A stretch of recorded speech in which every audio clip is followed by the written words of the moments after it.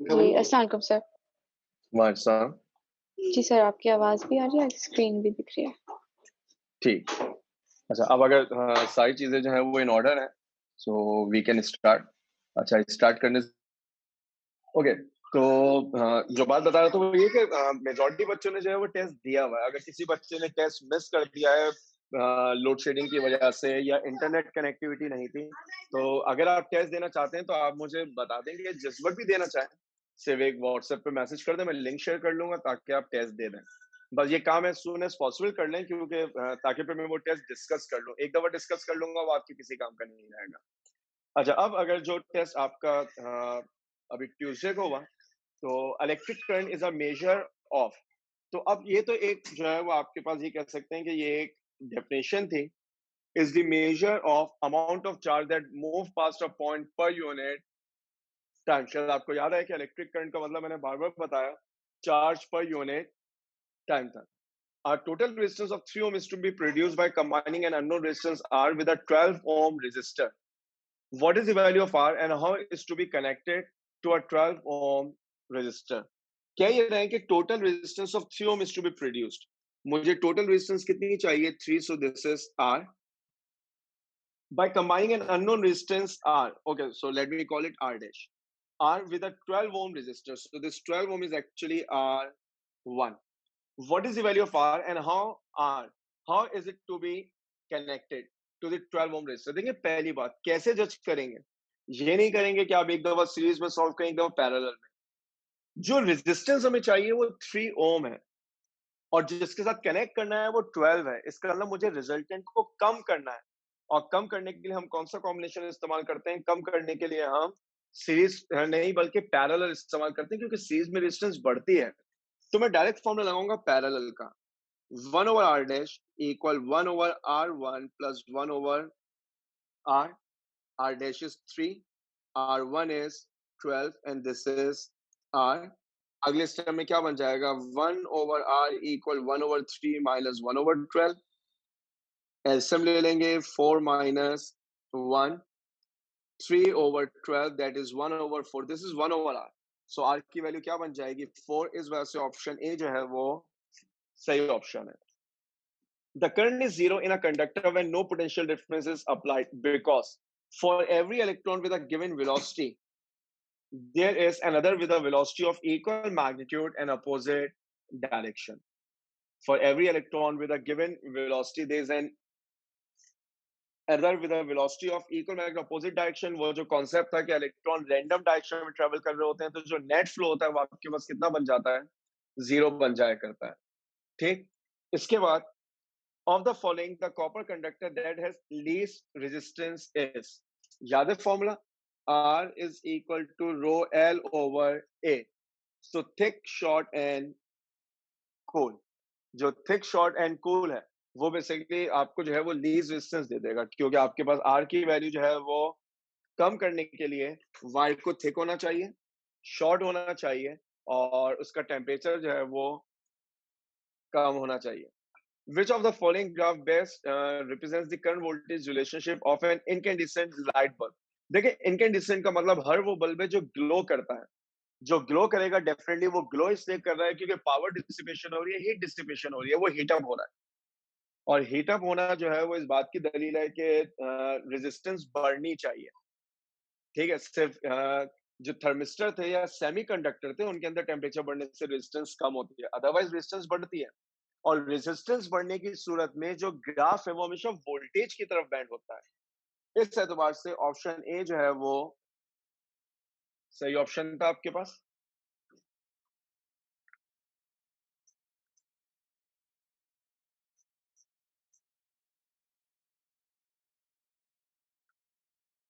The resistance of resistor A is twice the resistance of resistor B. तो इसका मतलब है मुझे ये गिवन है resistance of A is twice of resistance of B. The two are connected in series. आपने क्या किया? आपने ए को और बी को सीरीज में कनेक्ट कर दिया। The two are connected in series and a potential difference is maintained across the combination. अब आपने पोटेंशियल डिफरेंस मेंटेन किया अक्रॉस द कॉम्बिनेशन। हमें याद होना चाहिए series combination is actually voltage divider. और वोल्टेज डिवाइडर में वोल्टेज जो है वो डिवाइड होता है किस तरह, जिसकी रेजिस्टेंस ज्यादा उसका वोल्टेज ज्यादा, जिसकी रेजिस्टेंस कम उसका वोल्टेज कम। अच्छा, क्योंकि सीरीज है, सीरीज कॉम्बिनेशन में करंट की वैल्यू सेम रहती है, तो वो दोनों ऑप्शन जिनमें करंट के चेंज होने का जिक्र है वो तो मैं आंखें बंद करके ऐसे रिजेक्ट कर दूंगा, उन्हें पढ़ूंगा भी नहीं, क्योंकि करंट तो हमेशा सेम रहेगा सीरीज में। अलबत्ता पोटेंशियल डिवाइड होगा वोल्टेज के एतबार से, क्योंकि आर ए ज्यादा है तो ए का वोल्टेज ज्यादा होना चाहिए। कितना ज्यादा होना चाहिए रेशो के हिसाब से निकाल लें, तो ट्वाइस होना चाहिए। इस एतबार से ऑप्शन सी सही ऑप्शन था।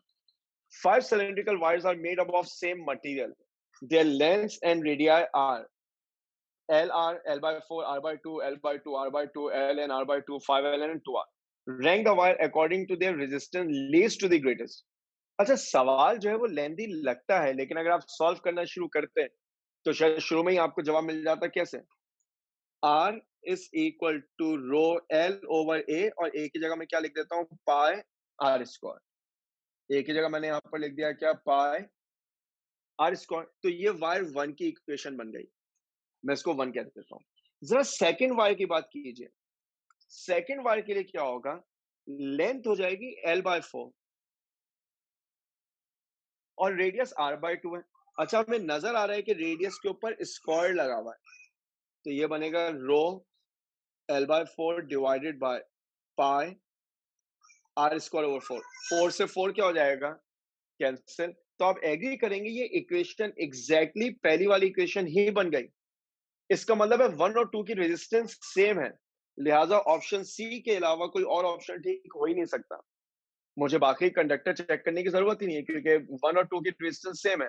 हाँ, प्रॉब्लम कब हो जाती है, जब दो ऑप्शन में नजर आ रहा होता वन एंड टू टाइम, तो फिर मुझे आगे वेरीफाई करना पड़ता है। अदरवाइज अब मेरे पास वन और टू सेम आ गया, ऑप्शन सी के अलावा किसी में ये मौजूद नहीं, सी आपका आंसर होगा। बाकी क्वेश्चन आगे सॉल्व नहीं करेंगे। इसके बाद question number 8। A cylindrical copper rod has resistance R.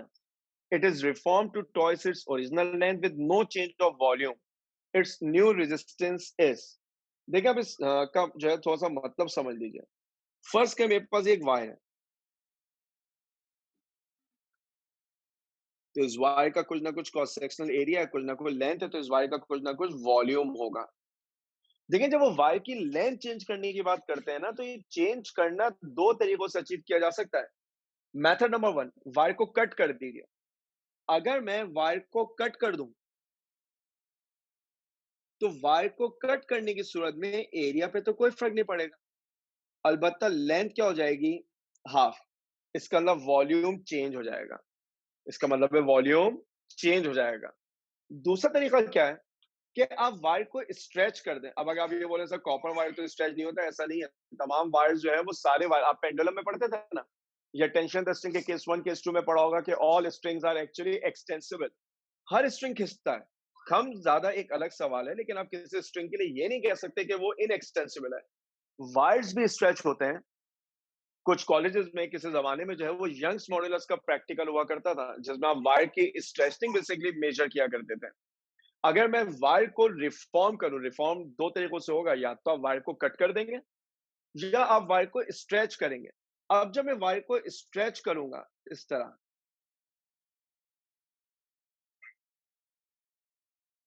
तो आप एग्री करेंगे कि सर वायर की लेंथ तो आपने डबल कर दी, लेकिन ऐसा लेंथ को डबल करने में आपने वायर का जो एरिया था वो एरिया क्या कर दिया, हाफ। तो जो वॉल्यूम होगा वो वॉल्यूम आपके पास क्या रहेगा, सेम रहेगा। वॉल्यूम सेम रहेगा। तो पहले तो इस फर्क को रिकॉल कर लीजिए कि जब आप वायर को कट करते हैं तो उसका वॉल्यूम चेंज हो जाता है, और अगर आप वायर को स्ट्रेच कर रहे हैं तो उसका वॉल्यूम क्या रहेगा, सेम। अब क्वेश्चन पढ़िए। A cylindrical copper rod has resistance R. It is reformed to twice its original length with no change of volume.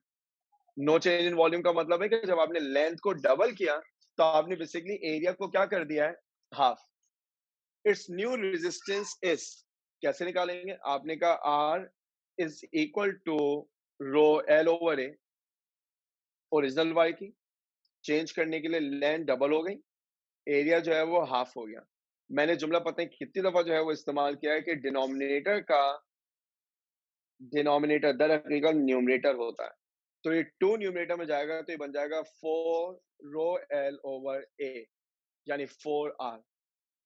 That's why option C is the correct answer. अगर किसी के जहन में जो है वो R2 एमसीक्यूज में से किसी एमसीक्यू में कोई डाउट है तो आप जो है वो बिल्कुल पूछ सकते हैं।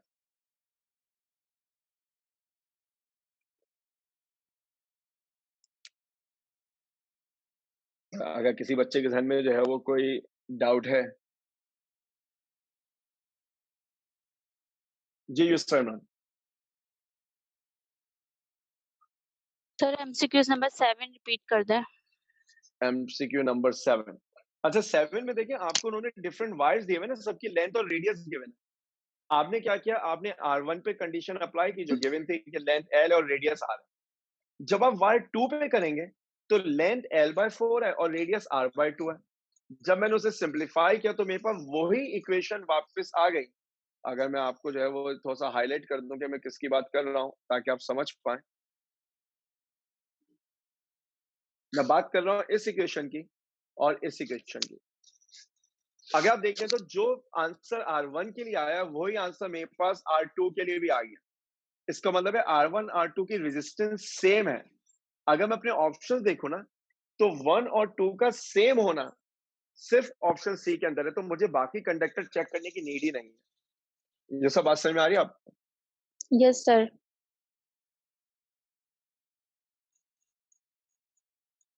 जी सुमैया। सर 3। MCQ number 3। अच्छा अगर आप एमसीक्यू नंबर 3 को देखें, the current is zero in a conductor when no potential is applied. Why?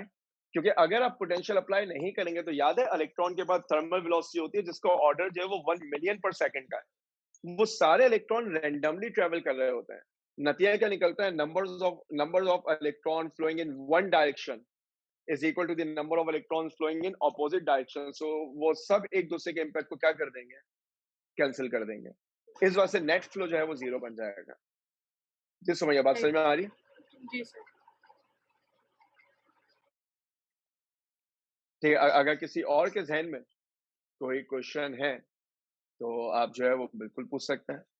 अगर क्वेश्चन नहीं है तो फिर हम यहाँ से जो है वो आगे बढ़ जाएंगे। अच्छा आगे बढ़ने के हवाले से सिर्फ ये सुन लें, अब मंडे को आपका जो फिजिक्स का टेस्ट होगा तो वो टेस्ट आपके पास जो है उसके टॉपिक्स हैं वो इलेक्ट्रिसिटी के ही होंगे।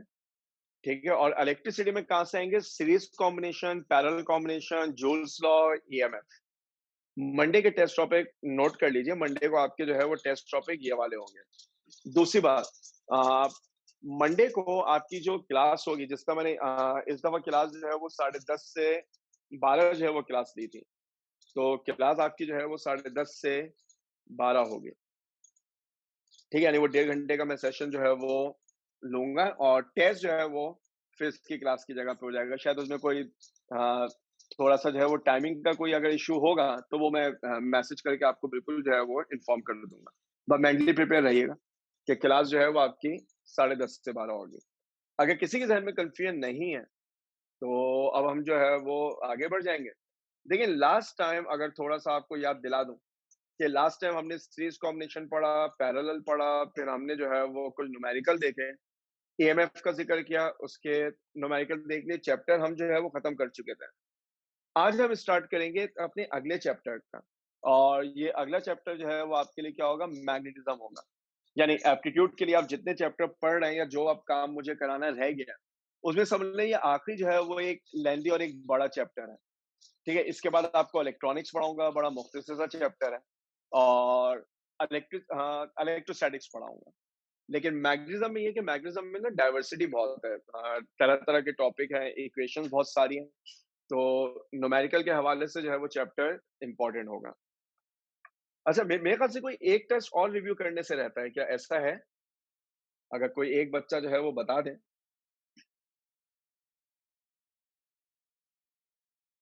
क्या आपका कोई टेस्ट रिव्यू होने से रहता है?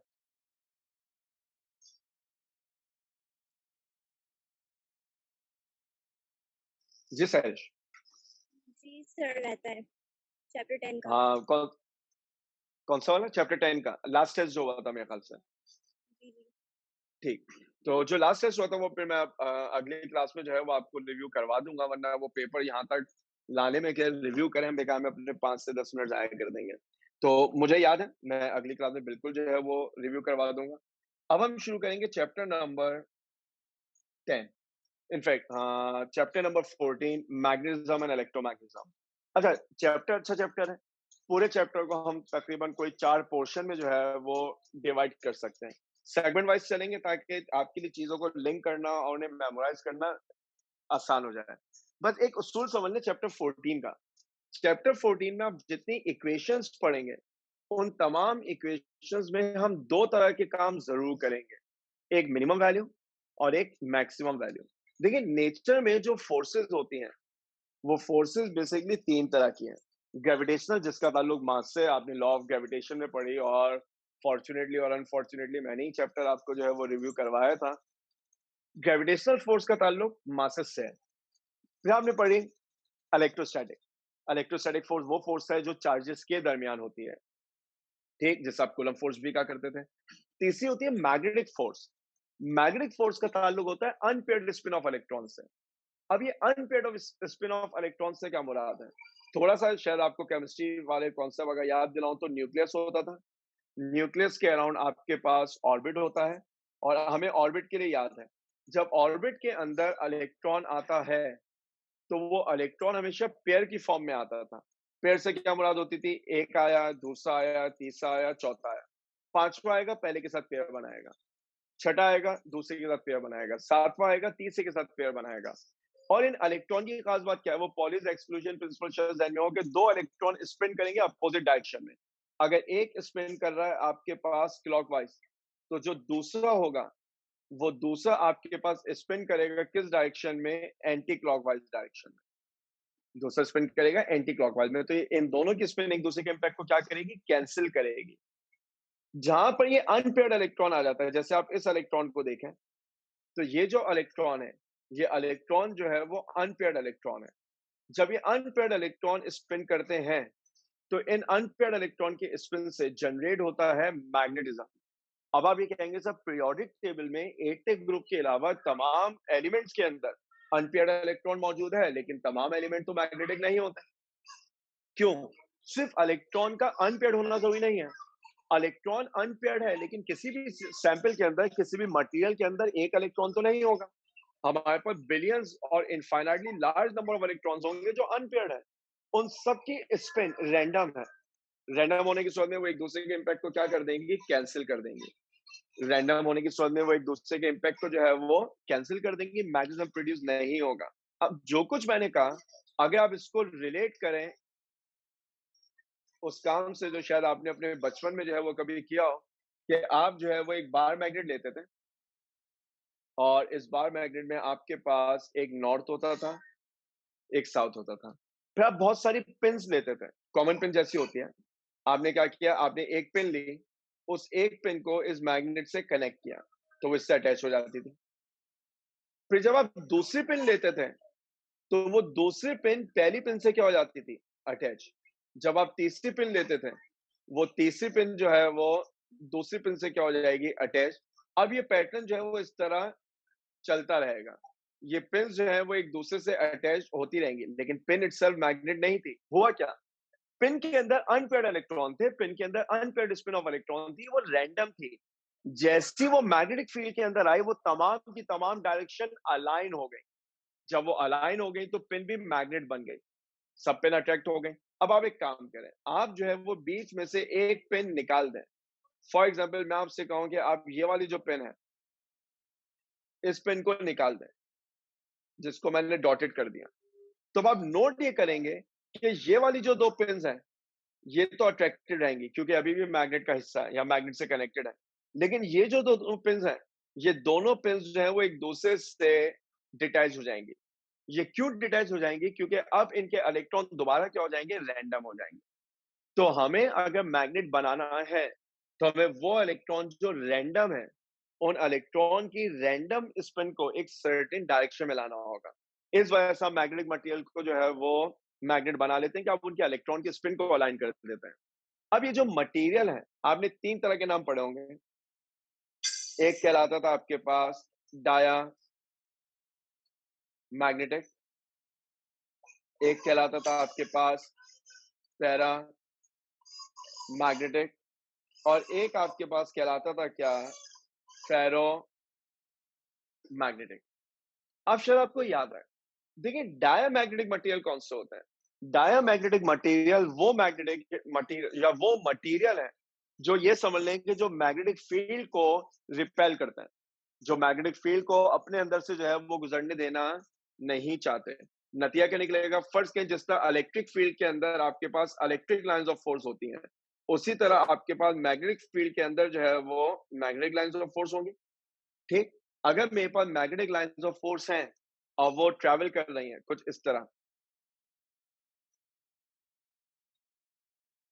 और आपने इनके रास्ते में कोई डायामैग्नेटिक मटेरियल रख दिया कुछ ये, तो आपको फील ये होगा कि ये जो लाइन ऑफ फोर्स है, ये लाइन ऑफ फोर्स अपने रास्ते को जो है वो बदल लेंगे।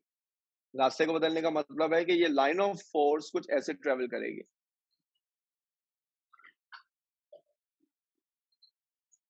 लेकिन अगर आप बात करेंगे पैरामैग्नेटिक मटेरियल की, तो पैरामैग्नेटिक मटेरियल में क्या होगा? पैरामैग्नेटिक मटेरियल में अगर आपके पास ये मैग्नेटिक मटेरियल है और आपके पास जो है वो लाइन ऑफ फोर्स जा रही है, 4 लाइन ऑफ फोर्स, तो ये जो बीच वाली है ना, ये तो डेफिनेटली इसमें से पास होना चाहिए। जो थोड़ी दूर होंगी वो शायद इससे पास ना हो पाए, करीब होंगी तो ये उनको अट्रैक्ट कर लेगा, वो इसमें से गुजर जाएंगी, लेकिन अगर दूर होंगी तो वो दूर ही रहेंगी।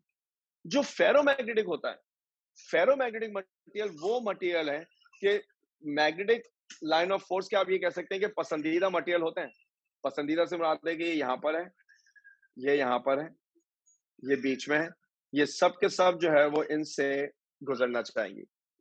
जो फेरोमैग्नेटिक मटेरियल होते हैं वो जल्दी मैग्नेटाइज हो जाया करते थे, तभी आपने वो आयरन में, आयरन क्योंकि फेरोमैग्नेटिक है, आपने दो तरह के पढ़े कि सॉफ्ट आयरन होता है, हार्ड आयरन होता है। सॉफ्ट आयरन वो होता था जो आसानी से मैग्नेटाइज होगा, जो जितनी आसानी से मैग्नेटाइज होगा उतनी आसानी से डीमैग्नेटाइज भी हो जाएगा, और एक हार्ड होता था जो मुश्किल से मैग्नेटाइज होता था, लेकिन फिर वो डीमैग्नेटाइज भी मुश्किल से होता था। यानी आप ये कह सकते हैं कि उसकी रिटेंटिविटी हाई होती है। रिटेंटिविटी का मतलब है मैग्नेटिक बिहेवियर को मेंटेन करने की सलाहियत। अच्छा, ये तो कुछ बुनियादी बातें होंगी मैग्नेट के हवाले से। अब बात करते हैं वहां से जहां से चैप्टर में बेसिकली चैप्टर का आगाज हुआ होगा, और चैप्टर में जो पहली चीज आपने पढ़ी, वो पहली चीज आपने पढ़ी क्या? मैग्नेटिक फोर्स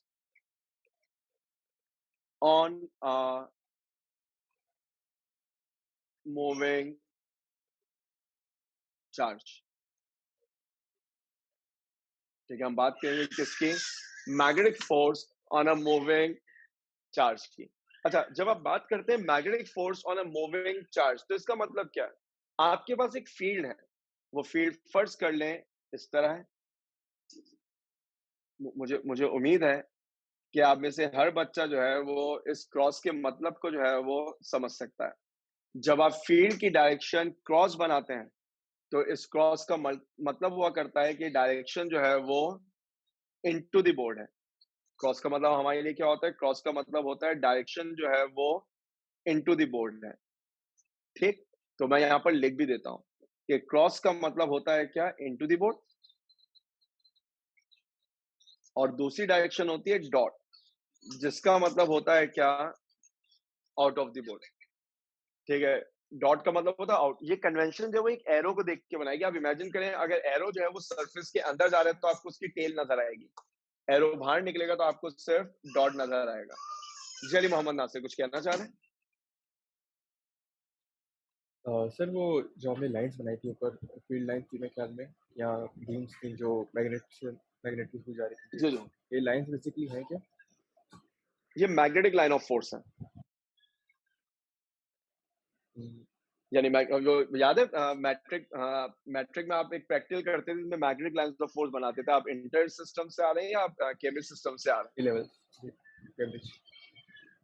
केम्ब्रिज से आ रहे हैं तो आपने प्रैक्टिकल नहीं किया होगा। देखें, जैसे वो हम कहते हैं ना बार मैग्नेट के अंदर जो है वो लाइन ऑफ फोर्स बनती है इस तरह की। याद आ रहा है कुछ?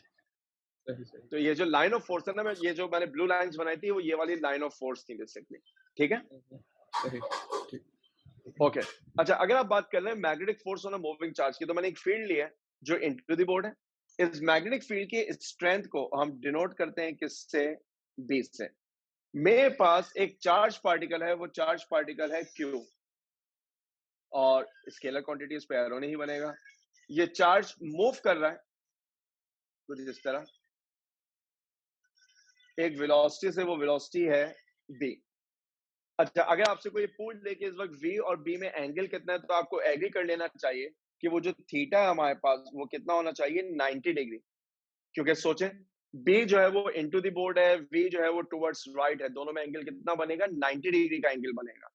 ठीक, अगर मैं इस डायग्राम को और थोड़ा सा आपके लिए बेहतर कर दूं, तो फर्स्ट कर ले, यहाँ पर नॉर्थ है, यहाँ पर साउथ है, तो लाइन ऑफ फोर्स हमेशा नॉर्थ से कहाँ जाती है, साउथ की तरफ। तो ये नॉर्थ से साउथ मेरे पास फील्ड बन गई। यहाँ पर मेरे पास वो ये चार्ज है जो मूव कर रहा है, कुछ इस तरह मूव कर रहा है। अब यहाँ जो एंगल बन रही है, एंगल थीटा है। बेसिकली बी और वी के दरमियान जो एंगल होता है वो थीटा होता है। जो डायग्राम मैंने बनाई है वो 90 का एंगल है, क्योंकि ये डायग्राम मैं आगे इस्तेमाल करूंगा, इसलिए मैंने पहले ही बता दिया। अब मैग्नेटिक फील्ड मूविंग चार्ज पे एक फोर्स लगाती है, वो फोर्स डायरेक्टली प्रोपोर्शनल होती है चार्ज के, वो फोर्स डायरेक्टली प्रोपोर्शनल होती है strength of the field, directly proportional है स्पीड, और डायरेक्टली प्रोपोर्शनल है साइन ऑफ थीटा के। अगर आप इन सबको कंबाइन कर दें तो हमारे पास रिजल्ट आता है F equal Q V B sine theta. Magnetic force on a moving charge, देखिए मैं बार बार मूविंग चार्ज क्यों कह रहा हूं, अगर चार्ज पार्टिकल रेस्ट में हो तो V क्या बन जाएगा, जीरो। V जीरो बनने का मतलब फोर्स जीरो बन जाएगी। मैं मूविंग चार्ज क्यों कह रहा हूं, क्योंकि अगर पार्टिकल मूव करे लेकिन चार्ज ना, जैसे न्यूट्रॉन, अगर न्यूट्रॉन मूव कर रहा है तो न्यूट्रॉन मूव तो कर रहा है, वेलोसिटी है लेकिन चार्ज नहीं है, इसका मतलब कोई फोर्स नहीं होगी। फोर्स के लिए जरूरी है कि चार्ज भी हो, वेलोसिटी भी हो, मैग्नेटिक फील्ड भी हो, और वो फील्ड में किसी एंगल पे एंटर हो। क्यों एंगल पे एंटर हो, अगर V और B एक दूसरे के पैरेलल बन गए तो थीटा कितना हो जाएगा, जीरो। थीटा जीरो होने का मतलब ये होगा कि फोर्स की वैल्यू जीरो बन जाएगी, क्योंकि आपको याद होना चाहिए साइन जीरो इज जीरो। जो साइन जीरो हमारे पास होता है वो कितना हुआ करता है, जीरो हुआ करता है। अगर ये V और B परपेंडिकुलर हो गया तो थीटा कितना हो गया, 90। साइन 91 होता है, तो मेरे पास इक्वेशन बनेगी F equal Q B B, जो कि मैक्सिमम फोर्स बन जाएगी। तभी मैंने कहा था कि इस चैप्टर में हम जितनी इक्वेशन पढ़ेंगे, हम एंड में एक इक्वेशन लिखेंगे मिनिमम और एक इक्वेशन लिखेंगे मैक्सिमम। ये आपके पास कहलाता है magnetic force on a moving charge. अब इस मैग्नेटिक फोर्स का एक बड़ा इंटरेस्टिंग सा कैरेक्टरिस्टिक है। वो कैरेक्टरिस्टिक है कि ये मैग्नेटिक फोर्स वेलोसिटी को ना तो बढ़ा सकती है, ना वेलोसिटी को कम कर सकती है, लेकिन ये चार्ज को एक्सेलरेट करेगी। अच्छा, जब मैं ये एक्सेलरेट कह रहा हूं तो इसे पॉजिटिव नेगेटिव के सेंस में मत लीजिएगा। ये एक्सेलरेशन प्रोड्यूस करेगी, and this acceleration is related to change in direction only. That acceleration is related to change in direction. यानी मैग्नेटिक फील्ड या मैग्नेटिक फोर्स एक मूविंग चार्ज की सिर्फ और सिर्फ डायरेक्शन को चेंज कर सकती है, और डायरेक्शन को चेंज करने से एक एक्सेलरेशन प्रोड्यूस होता है। शायद चैप्टर नंबर 5 में मोशन इन टू डायमेंशन में आपने रिव्यू कर लिया हो, centripetal acceleration v square over r, जिसका ताल्लुक चेंज इन मैग्नीट्यूड से नहीं, जिसका ताल्लुक सिर्फ और सिर्फ चेंज इन डायरेक्शन से है। तो हम ये कहते हैं कि अगर एक चार्ज पार्टिकल किसी फील्ड में परपेंडिकुलरली एंटर हो, अगर चार्ज पार्टिकल किसी फील्ड में परपेंडिकुलरली एंटर हो, तो देखें अब क्या होगा। फर्स्ट कर ले चार्ज पार्टिकल है, और ये चार्ज पार्टिकल फील्ड में परपेंडिकुलरली एंटर हो रहा है। जब ये चार्ज पार्टिकल फील्ड में परपेंडिकुलरली एंटर होता है तो अब ये डिफ्लेक्ट होगा, क्यों, क्योंकि मैग्नेटिक फील्ड फोर्स लगाएगी। अच्छा, जो चार्ज पार्टिकल है वो फील्ड में परपेंडिकुलरली एंटर हुआ, तो V और B में कितना एंगल बन गया, 90 डिग्री। जरा इस मैग्नेटिक फोर्स की डायरेक्शन की बात करें। अगर आप इस मैग्नेटिक फोर्स की डायरेक्शन निकालना चाहते हैं तो मैग्नेटिक फोर्स की डायरेक्शन निकाली जाती है एक रूल से जिसको हम नाम देते थे राइट हैंड रूल। अच्छा, अगर आपने वेक्टर जो है वो रिव्यू कर लिया है तो शायद आपको याद आएगा कि क्रॉस प्रोडक्ट की डायरेक्शन निकलती थी राइट हैंड रूल से, क्योंकि ये जो इक्वेशन है ना, अगर मैं इसकी वेक्टर फॉर्म लिखूं तो वो ये होती है Q time V cross B। शायद आपको याद आ जाए कि सर V क्रॉस B का मैग्नीट्यूड V भी साइन थीटा होता है, तो F का मैग्नीट्यूड Q भी साइन थीटा बन जाएगा। ठीक, इस क्रॉस प्रोडक्ट की डायरेक्शन आप निकालते थे राइट हैंड रूल से। अब ये राइट हैंड रूल आपने वेक्टर के चैप्टर में शायद रिव्यू किया हो, मैं आपको थोड़ा सा जो है वो याद दिलाने की जो है वो कोशिश करता हूँ। तो मैं पहले तो एक काम कर लेता हूँ, इस डायग्राम को इतना नीचे ले जाते हैं जहां पर हम इसे यूज कर सकें और आप समझें। फर्ज करें ये मेरे पास V है, ये मेरे पास B है, मुझे अप्लाई करना है राइट हैंड रूल। याद है राइट हैंड रूल क्या कहता था?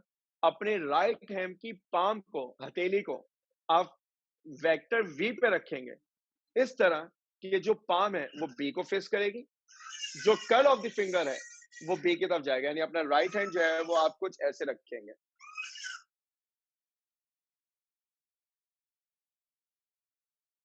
और ये आपके पास जो है वो थंब कुछ इस तरह होगा। आपने अपना राइट हैंड V के ऊपर रखा है इस तरह कि जो कर्ल ऑफ द फिंगर है वो V से कहां जाएगा? B की तरफ।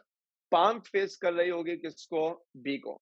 जो थंब होगा वो क्रॉस प्रोडक्ट दिखाएगा। और अब आप एग्री करेंगे, अगर आप राइट हैंड रूल अप्लाई करें, जो थंब है वो आउट ऑफ द बोर्ड बनेगा। जो थंब है वो आउट ऑफ द बोर्ड बनेगा। This is direction of magnetic force. हम ये कहते हैं जो मैग्नेटिक फोर्स होती है ये परपेंडिकुलर होती है किसके? V के भी और B के भी। Magnetic force is always perpendicular to both V and B। ये उसूल याद कर लीजिएगा। और ये याद कर लें कि जब भी फोर्स वेलोसिटी के परपेंडिकुलर हो तो ऑब्जेक्ट जो पाथ फॉलो करता है वो आपके पास एक सर्कुलर पाथ बनता था, क्योंकि अगर आप थोड़ा सा जो है वो रिकॉल करें कि यहाँ सेंटीपीटल फोर्स ये होगी, जो वेलोसिटी होती है वो टेंजेंशियल होती है। कितना एंगल है दोनों में? 90 डिग्री। ना बॉडी फोर्स पे जाती है ना वेलोसिटी पे, इनके दरमियान आ जाती है। हर पॉइंट पर F और V परपेंडिकुलर होंगे, एक सर्कुलर पाथ बनेगा। अब यहां देखें, जो चार्ज पार्टिकल है वो फील्ड में परपेंडिकुलरली एंटर हो रहा है, यानी V और B एक दूसरे के क्या है? परपेंडिकुलर। जब मैं फोर्स निकालूंगा तो फोर्स की डायरेक्शन निकलेगी राइट हैंड रूल से। अच्छा, अब यहां पर राइट हैंड रूल आप वो इस्तेमाल कर सकते हैं जो अभी मैं जिक्र कर रहा था, जो आप फर्स्ट ईयर फिजिक्स में वेक्टर पे लगाते थे। जब कभी भी V और P परपेंडिकुलर हो तो हमारे पास राइट हैंड रूल की एक आसान शक्ल मौजूद है, जिसको हम कहते हैं राइट हैंड पाम रूल, जिसको हम नाम देते हैं राइट हैंड पाम रूल। अब राइट हैंड पाम रूल का क्या मतलब है? जो फिंगर्स हैं ये शो करेंगी फील्ड को, जो थंब है वो शो करेगा वेलोसिटी को, क्योंकि V में और फील्ड में आपको 90 का एंगल नजर आएगा। अगर आप अपने राइट हैंड की पाम को स्ट्रेच करें, ठीक है, अगर आप राइट हैंड के पाम को स्ट्रेच करेंगे तो आप नोट करेंगे कि आपको जो इंडेक्स फिंगर होती है, इंडेक्स फिंगर वो है जिसको आप जो है वो फिंगर को बुक पे रख के जो है वो रीडिंग करते थे। इंडेक्स फिंगर में और थंब में आपको एग्जैक्टली 90 का एंगल बना नजर आएगा। तभी हम कह रहे हैं कि फील्ड ऑफ वेलोसिटी परपेंडिकुलर है। जो पुश ऑफ द पाम है वो push of the palm force को शो करता है। यानी अब ये जिस तरीके से बना हुआ है, अगर आप थोड़ा सा जो है वो विजुलाइज करें, मैं कोशिश करूंगा कि आप अगली क्लास में मुझे देख भी पाए तो शायद आप थोड़ा आसानी से रिलेट कर पाएंगे। क्योंकि आज बात यहीं पे खत्म हो जाएगी तो मैं अगली क्लास यहीं से शुरू करूंगा, कोशिश करूंगा कि आप मुझे देख पाए तो आप मेरे राइट हैंड से आसानी से समझ लेंगे। लेकिन क्योंकि आपने पढ़ा हुआ है, मैं सिर्फ उस चीज का फायदा उठा रहा हूँ। आप अपने राइट हैंड को अगर इस डायग्राम पर भी रखना चाहें तो आप कैसे रखेंगे? जो फील्ड है वो इनटू द बोर्ड है, यानी आप एक लम्हे के लिए अगर आप किसी टैबलेट के ऊपर, आईपैड पे या किसी स्मार्टफोन के ऊपर आप जो है वो अभी लेक्चर देख रहे हैं, अगर आप उस डिवाइस को टेबल पे बिल्कुल फ्लैट रख दें तो ये जितने क्रॉस बने हुए ये इनटू दी सरफेस जाते हुए नजर आ रहे हैं। आप अपना राइट हैंड इस तरह रखेंगे कि फिंगर्स जो है वो सरफेस के ऊपर परपेंडिकुलर बनेंगी। जो वेलोसिटी है वो राइट है। अगर आप पुश ऑफ द पाम देखें तो वो पुश ऑफ द पाम आपको कुछ इस तरह की डायरेक्शन देगा ऊपर की तरफ। पुश ऑफ द पाम आपको डायरेक्शन देगा ऊपर की तरफ। Right hand rule is for a positive charge. अगर आप एक पॉजिटिव चार्ज की बात करेंगे तो वो ऊपर की तरफ जाएगा, और अगर ये नेगेटिव चार्ज होता फॉर एग्जाम्पल अगर मैं एक चार्ज ले लेता नेगेटिव, मैंने पिंक कलर ले लिया ताकि डिस्टिंग्विश हो सके, तो वो चार्ज नीचे की तरफ जाता है, वो चार्ज नीचे की तरफ जाता है। Right hand rule always give us the direction of force on a positive charge. If there is a negative charge, what you need to do, just reverse the direction. For example right hand rule कहता है upward, तो आप कहेंगे negative है downward. Right hand rule कहता है leftward, negative है तो राइटवर्ड। जब एक चार्ज पार्टिकल किसी फील्ड में परपेंडिकुलरली एंटर होता है तो वो एक सर्कुलर पाथ बनाता है, और सर्कुलर पाथ बनाने का मतलब वो सर्कुलर मोशन परफॉर्म करेगा। तो ये जो मैग्नेटिक फोर्स होती है ना, Q V B sine theta, ये बिहेव करती है लाइक सेंटीपीटल फोर्स। और अगर मैं इन दोनों को इक्वेट कर दूं, Q V B sine theta equal M V square over R, तो क्या होगा, वी से स्क्वायर कैंसिल। मैंने खासतौर पर जुमला कहा है कि ये कंडीशन कब फुलफिल होगी, जब थीटा आपके पास 90 डिग्री होगा। इसका मतलब है कि अब ये इक्वेशन सिर्फ ये बन जाएगी क्यू बी, क्योंकि अगर थीटा 90 है तो साइन थीटा कितना बन जाएगा, 1 is equals to M V over R. तो मेरे पास आर की इक्वेशन क्या बन जाएगी, M V over Q B. This is called radius of a charge particle in a magnetic field. Radius of a charged particle in a magnetic field. What if theta is not equal to 90 degree? अब इस case को गौर से सुनिएगा, क्योंकि ये आपके syllabus में मौजूद नहीं है। सिर्फ बता क्यों रहा हूं, क्योंकि बुक की गालिबन प्रॉब्लम 6 होगी या प्रॉब्लम 7 होगी, जिसमें जुमला लिखा होगा अ charge particle enters the magnetic field at an angle of 45 degree. यानी वो इस केस की बात कर रहे हैं जब थीटा 90 नहीं है, क्योंकि जो R equal M V over Q भी है ना, ये सिर्फ उस वक्त वैलिड होगा जब थीटा 90 हो। आपकी किताब में एक न्यूमेरिकल मौजूद है, गालिबन प्रॉब्लम 6 या मोस्ट प्रोबेबली प्रॉब्लम 6 या 7 में से कोई एक है, जब थीटा 90 नहीं है। इसके अलावा अगर आप में से किसी बच्चे ने कभी पास 10 ईयर्स या 15 ईयर्स सॉल्व किए हो, तो उसे एक इक्वेशन नजर आएगी, वो अक्सर सवाल देते थे, show that radius of a circular path is given by mv sin theta over qb। अब अलमिया ये है कि ये इक्वेशन जो है वो हमारी किताब में कहीं मौजूद नहीं है, लेकिन बोर्ड में वो 4 नंबर के लिए 3 नंबर के लिए डेरिवेशन में पेपर में पूछते रहे, और इसका न्यूमेरिकल भी मौजूद है। तो फिलहाल आपने एप्टीट्यूड के लिए सिर्फ याद रखना है, अगर चार्ज परपेंडिकुलरली एंटर हुआ तो सर्कुलर पाथ बनाएगा, R will be M V over Q B. अगर चार्ज परपेंडिकुलरली एंटर नहीं हुआ तो अब जो पाथ बनेगा, यहां पाथ बनेगा कंप्लीट सर्कुलर, और यहां जो पाथ बनेगा वो पाथ आपके पास बनेगा कुछ हेलेक्सिकल इन शेप। और मुझे उम्मीद है कि आप हेलेक्सिकल इन शेप जो है वो समझ पा रहे हैं। साइकिल के अंदर जो किक स्टैंड होता है, जो साइकिल के अंदर एक पीछे स्टैंड होता है, उसमें एक स्प्रिंग लगा होता है। अगर आप उस स्प्रिंग को देखें तो वो बिल्कुल सिलेंड्रिकल आपको नजर आ रहा होता है। बल्कि आसान कर दूं, मैट्रिक में आप हुक स्ट्रॉ का प्रैक्टिकल करते थे, वहां पे वो एक स्प्रिंग होता था जो स्कूल में आप खींच के खराब कर दिया करते थे। ये स्प्रिंग बिल्कुल वैसा है। अगर आप उस स्प्रिंग की कभी कंस्ट्रक्शन को गौर से देखें ना, आपको फील होगा कि ये वायर गोल घूम रहा था, लेकिन फिर उसके पास कुछ हॉरिजॉन्टल वेलोसिटी आ गई, वो आगे चला गया। वो गोल घूम रहा था, फिर हॉरिजॉन्टल वेलोसिटी थी, वो आगे चला गया। तो आपको एक हेलेक्सिकल स्प्रिंग जो है वो इस तरह बनता हुआ नजर आता है।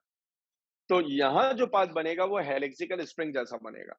अगर 90 डिग्री पे एंटर होगा तो कंप्लीट सर्कुलर बन जाएगा। बस आज की क्लास के लिए आखिरी जुमला, ये जो रेडियस है, इससे आप चार्ज की डिफ्लेक्शन का अंदाजा लगाते हैं। आप सोचें, एक पार्टिकल फील्ड में एंटर हुआ और उसने बड़ा सर्किल बनाया, और दूसरा पार्टिकल एंटर हुआ उसने छोटा सर्किल बनाया। सिर्फ मुझे आपने एक बात बतानी है, एक बात तो आपको नजर आ रही होगी कि R1 is clearly greater than R2। सिर्फ इतना बता दें कौन ज्यादा डिफ्लेक्ट हुआ है, 1 या 2?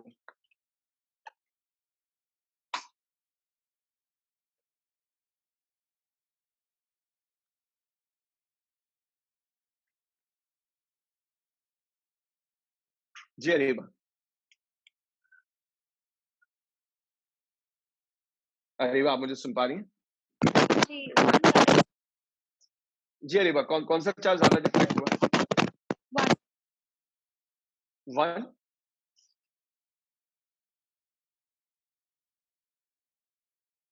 अली मोहम्मद नासिर जवाब देना चाह रहे हैं, क्योंकि बहुत देर से आपका हैंड रेज हुआ हुआ है।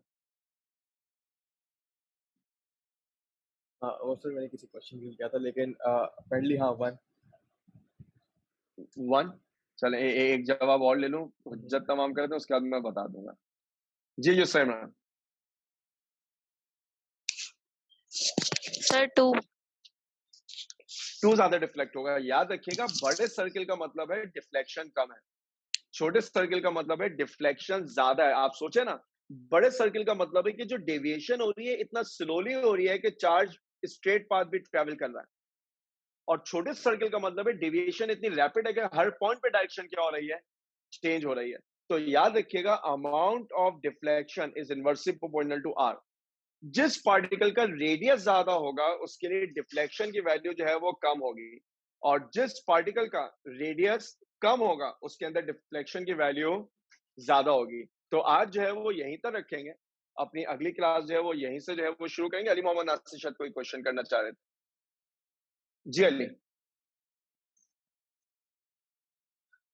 सर ये नहीं आपने जो, हाँ जी, बी और एफ का जो ग्राफ बनाया 3D, इस ग्राफ से आप मुझे बता सकते हैं कि वो जो थीटा एंगल है इन दो चीज़ों के बीच में, बी या वी या एफ या वी है, एफ या वी है? मैंने अभी वैसे ग्राफ के, आप जो दो पर्पल लाइन है और ब्लू से मैंने एंगल बनाया उसकी बात कर रहे हैं, इसकी बात कर रहे हैं? सर ये जो थीटा है ना जी, ये इन दो लाइन्स के बीच में हाँ, ये थीटा जो है वो वी और बी के दरमियान, इन दो पर्पल लाइंस के दरमियान। ठीक है, चले। अगर किसी के जहन में और कोई क्वेश्चन नहीं है तो इंशाल्लाह फिर यहीं से रिज्यूम करेंगे अपनी अगली क्लास में।